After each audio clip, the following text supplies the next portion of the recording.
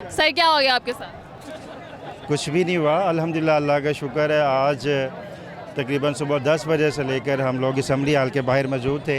Youth wing भी थी और टाइगर फोर्स भी थी और पाकिस्तान के तकरीबन 22 करोड़ अवाम पाकिस्तान के लिए चौधरी परवेज़ लाई साहब की फ़तह के लिए वहाँ पे मौजूद थे।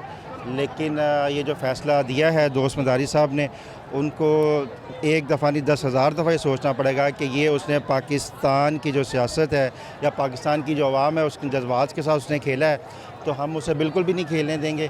और मेरी अदालतों से गुजारिश है कि जैसे वो 12 बजे अगर अदालतें उनके लिए लग सकती हैं तो पाकिस्तान तरीके इंसाफ के लिए भी दरवाजे खोले जाएँ और हक़ और सच का साथ दे के फ़ैसला करें जो पाकिस्तान की 22 करोड़ अवाम जिस फ़ैसले का मुंतज़िर है।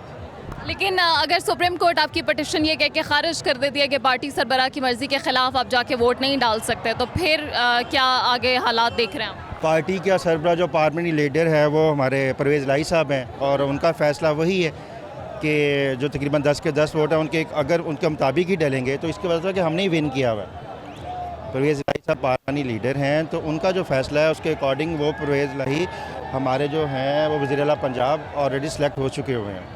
तो इसमें तो वो जो कोर्ट है वो गलत फ़ैसला दे ही नहीं सकती और अगर वो गलत फ़ैसला देगी अगर वो देगी तो उसे वो मेरा ख्याल है पाकिस्तानियों के साथ 22 करोड़ अवाम के साथ ज़्यादती करेगी।